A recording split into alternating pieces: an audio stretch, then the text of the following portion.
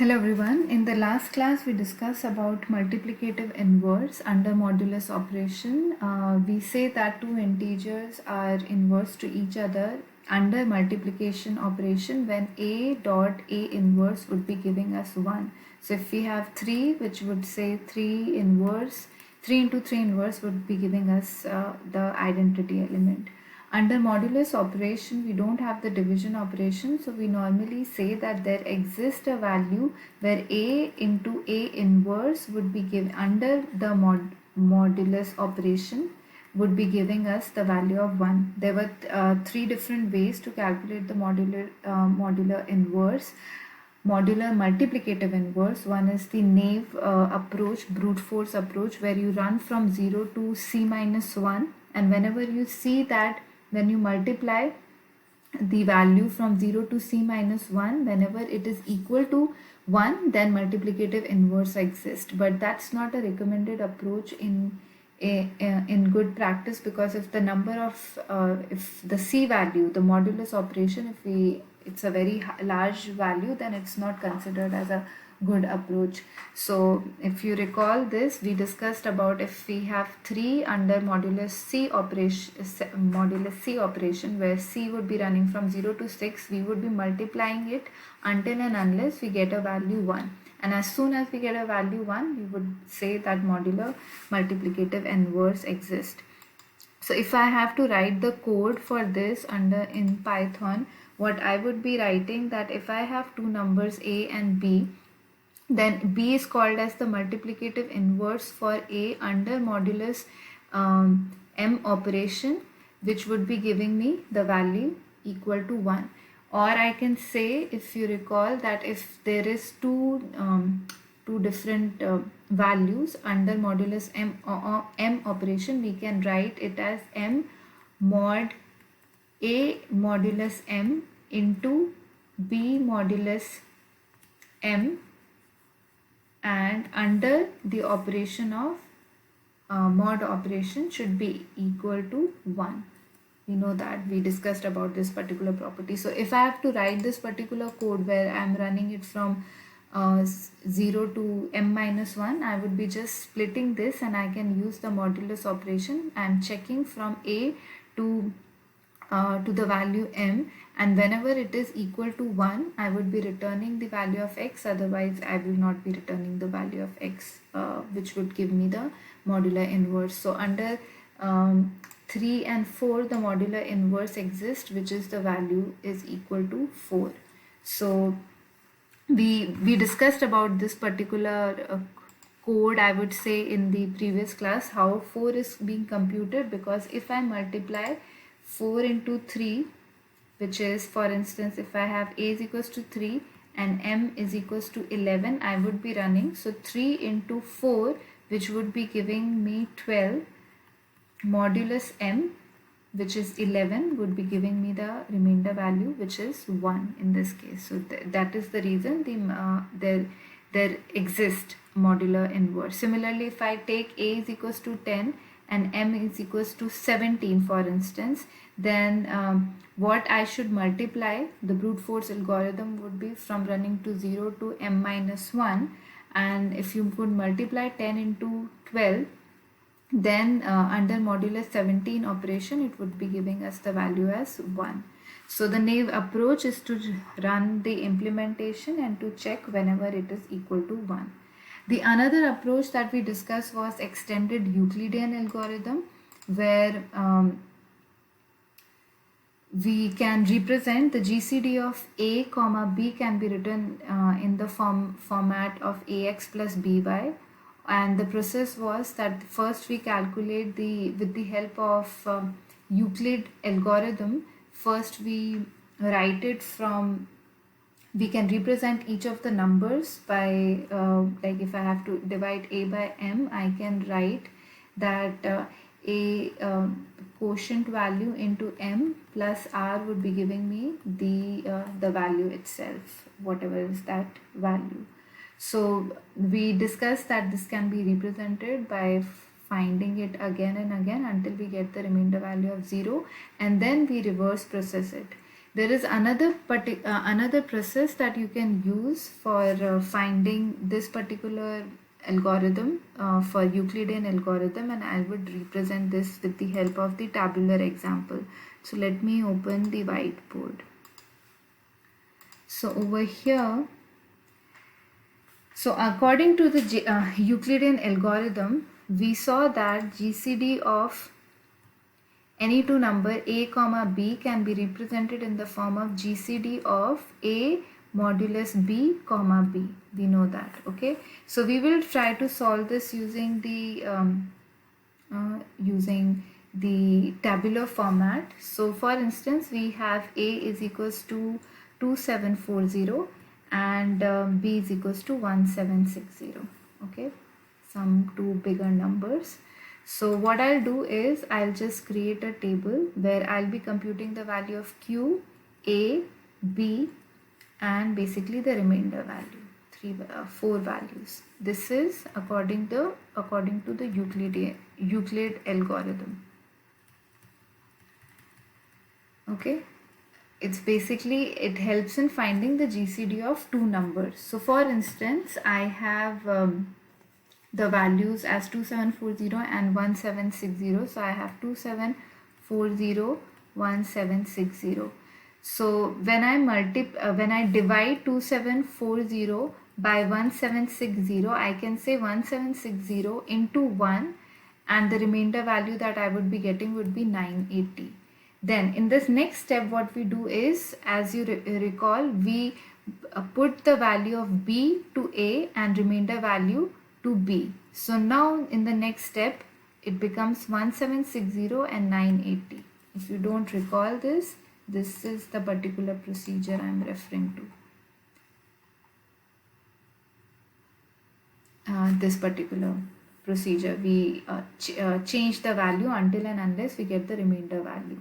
So in this particular process, we just repeat this particular step, and that's what is, I put the value, I assign the value of b as a and remainder value as b value. Now again I'll repeat this process. So 980 into 1 would give me 980 plus the remainder value, which would be 780. I'll again repeat the process until and unless I would get the remainder value 0. So I'll repeat this process. So it would be 980, then 780, then once again 780 into 1, the remainder value is 200, then 780, then 200, 200 into 3 would 600, the remainder value is 180, then 200, then 180, and 180 into 1 gives me the remainder value as 20, then once again 180 and 20. This is completely divisible, so 20 into 9 would be giving me the remainder value as 0.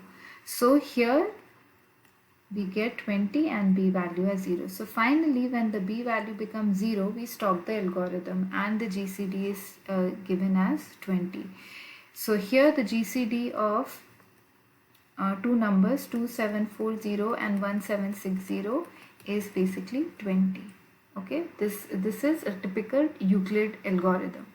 Now moving towards the extended Euclidean algorithm, as I said, that GCD of two numbers a comma b can be represented in the form of ax plus by, where we have to compute the value of x and y. That's what the intent is.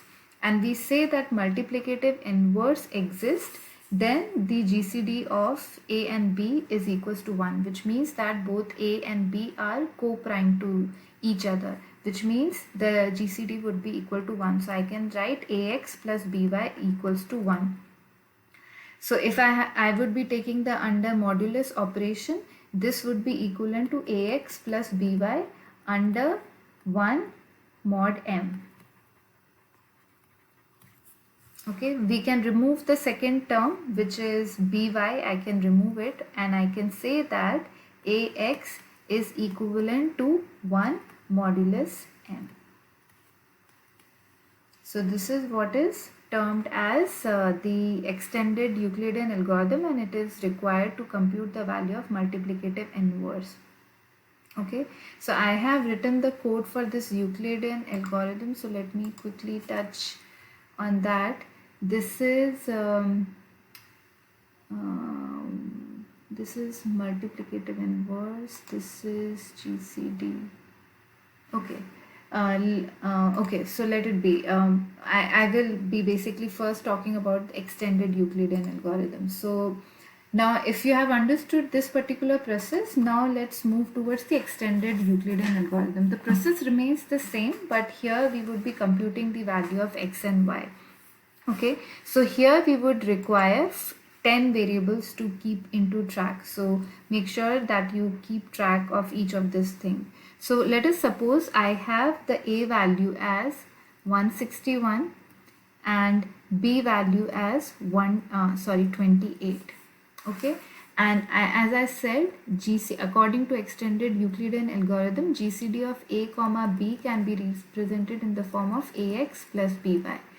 In the end, I have to compute the value of x and y.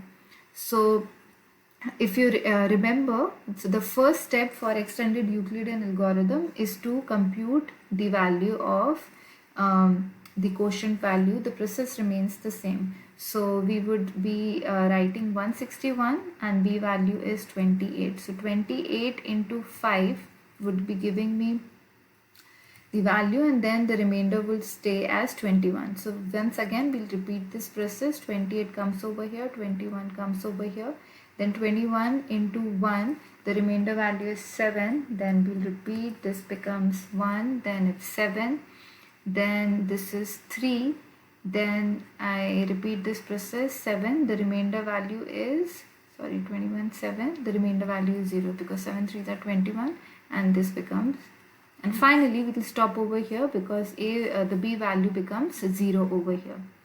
Okay, so far we computed that the GCD of 161 comma 28 is equals to 7.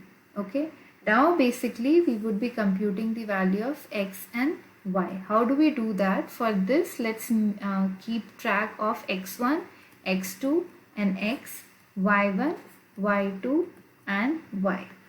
Okay, now let me first give you certain values. Just remember that these are the value that initially we keep, but I'll explain you why these are kept as those values. So we'll keep the value of x1 as 1, x2 as 0, y1 as 0 and y2 as 1.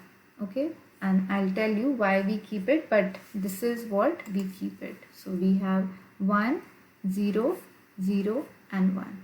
Okay, now we have to compute the value of x and y. So computing the value of x is basically x1 minus q into x2, and y is equivalent to y1 minus q y2.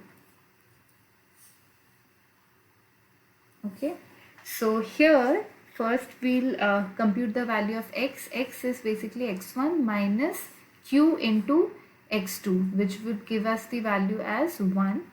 Then once again we'll repeat this process. So x2 becomes x1 and x becomes x2. So this becomes 0 and this becomes 1. Now we'll also compute the value of y. So y is y1, which is 0 minus 5 into 1, which would give us the value of minus 5. We'll make the value of y2 as 1 and y as minus 5. And once again we'll repeat this process. The next time it would be 0 into the q value minus minus 1. So in this case this value becomes minus 1. Here again it would be 1 in 1 minus into 1 into minus 5 would give me the value of plus 6. Okay, so once again this would be repeated. Now this becomes 1 and this value becomes minus 1, this becomes minus 5 and this becomes 6. Okay, and here we will again repeat the process. It would be 1 minus plus, which becomes 4, then this would be minus 5 and minus 3 into 6, which would give us me the value as minus 23. So at the last, here we would stop the process, which would be minus 1 and 4, and this would be 6 and minus 23. Okay, here we will stop because at the fourth iteration we are getting the GCD of the numbers. Okay, so we'll stop over here. So the final values that we would be looking is x1 and y1. So we get the x1 value as, x value as minus 1 and y value as 6. So if you will try to represent this, 161 into minus 1 plus 6 into 28 would be giving me the value as 7, which is the GCD of A comma B.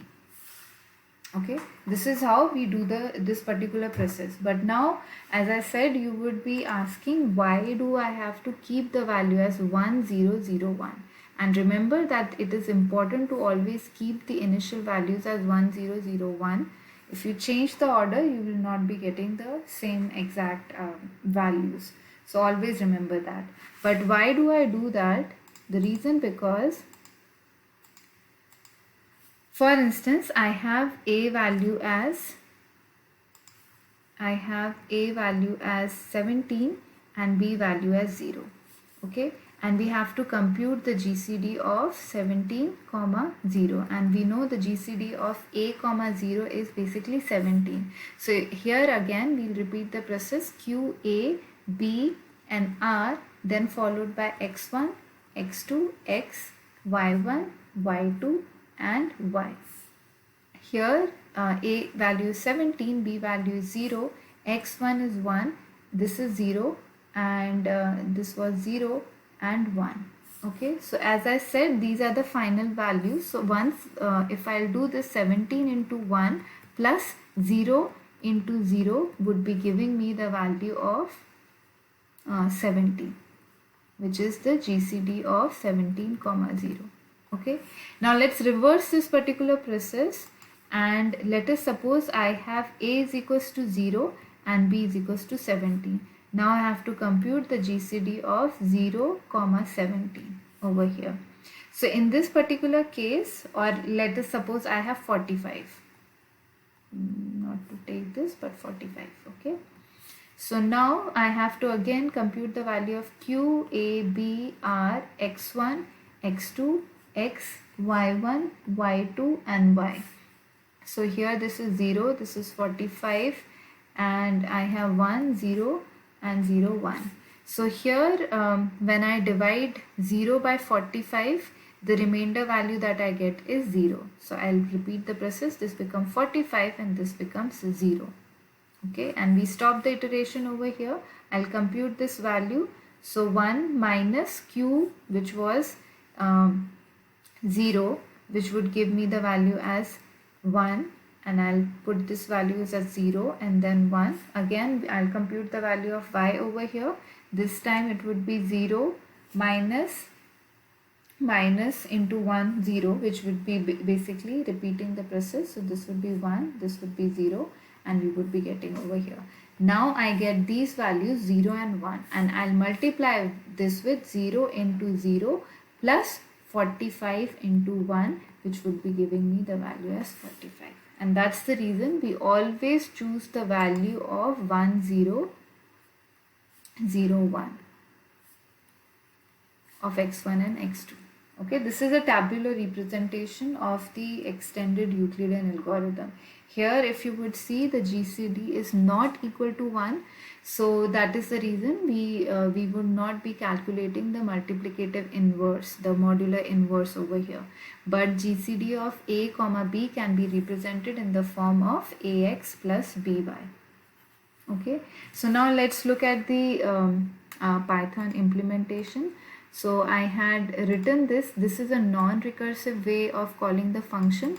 So I have initially value, I'm calling the recursive function. I want to calculate, I want to see whether 60 comma 30, the GCD of 60 comma 30 could be represented in the form of the ax plus by, and what is the GCD. So if you would see, the GCD of 60 comma 30 is 30. So I get these values, and x1 and y1, which sorry, x and y value is 0 and 1. So 60 into 0 plus 30 into 1 would be giving me the GCD, which is 30. So I have written this in the same format. I am initially calculating the value of r, I am calculating the value of x, y, and similarly if when the remainder is greater than 0, I would be repeating this particular process, and I would be changing these values. All of this, the same code, that the same thing that I wrote it, I have written this in this particular way, and here also I'm keeping the values of x1 and x2 as 1 0 and 0 1, and then I would be repeating this particular process in order to calculate the value of GCD x and y. The same thing can be represented in the form of a recursive function. So instead of doing all of this, instead of checking the condition r a remainder value is greater than 0, I would be repeating the process. I can write this in the recursive call and say that I would be calling until and unless the remainder value is equals to 0. And here again I'm computing the value of r, s3 and t3 as basically just the x3 and t3 value, and here again I'm calculating the value, otherwise it would be again and again calling us the GCD. So this is the way you can calculate the extended Euclidean algorithm, and you can get the values of x and y. The same thing, if you would have to represent this, I would encourage you to please type down the code, try to the same logic that I explained you, just type down so that it would be helpful for you. Now for instance, if you want to calculate with the help of, I would say, extended Euclidean algorithm to calculate the modular multiplicative inverse. So here the same process occurs, and just that I basically check if the value of x is less than 0. So what I do is, using extended Euclidean algorithm, I would get the values of GCD, x and y. So the same process which I had explained over here, where I'm calculating the values of q, r, x1, x2, y1, y2, y3, and then computing again and again until and unless the remainder value is 0. I would be running the code in order to get these values. As soon as I get the GCD x and y, I check whether x value is negative. If it is negative, then we have to handle this by adding b to it, because negative of multiplicative inverse, we have to convert it. If not, then we would be just giving us the values of the value over here, which is x. Remember, extended Euclidean algorithm works only and only when the two numbers are relatively prime. So here in this case, I am passing the value as 5 and 11, which means that 5 and 11 are prime number, and this is the reason the extended Euclidean algorithm will work. So if I multiply 5 by 9, which would be 45, under modulus 11 operation would be giving me the value, the remainder value as 1, because 5 into 9 would give me 45. 45 divided by 11 gives me the remainder value is 11, and this code would work for any other values as well. Okay, so that's another thing. Now looking into the third way to calculate the multiplicative inverse. So if you recall, I discussed this is the same thing, which is extended Euclidean algorithm, the Fermat theorem.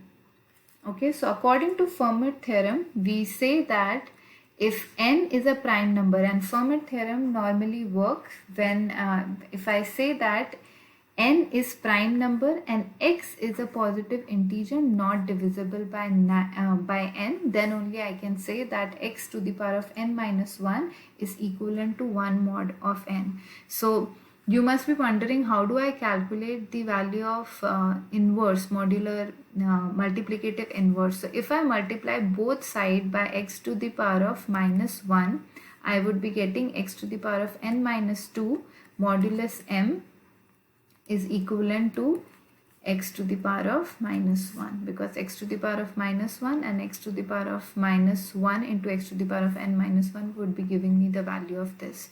So this is how I would be getting the multiplicative inverse. So let me give you certain examples that would help you to understand the difference, which kind of questions I would be asking in the exam. So let us suppose I have given a question like this. So let me open the whiteboard.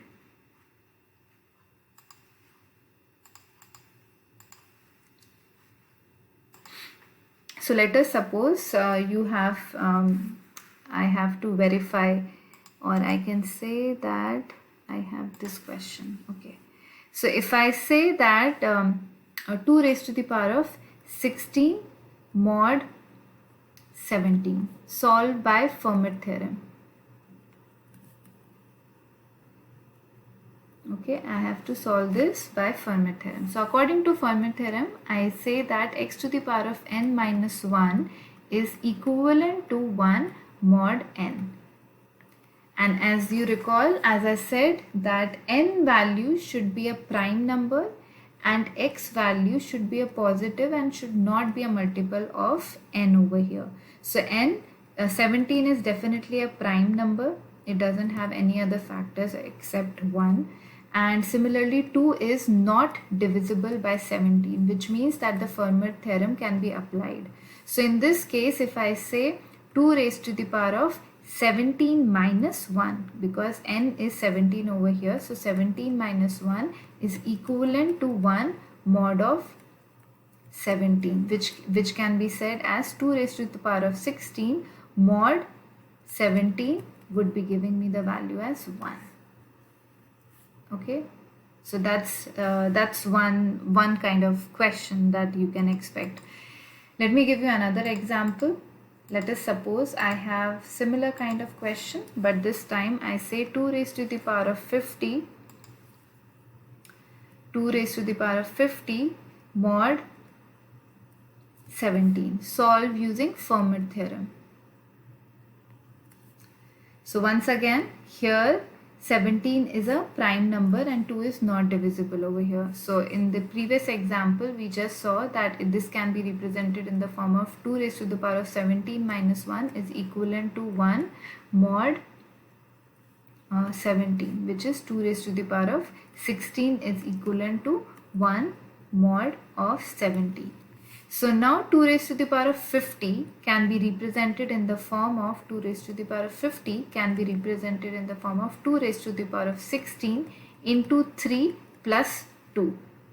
Or I can say 2 raised to the power of 16 into 3 and then 2 raised to the power of 2, which means that 2 raised to the power of 50 mod 17 can be represented in the form of 2 raised to the power of 16 into 3 2 raised to the power of 2 mod 17.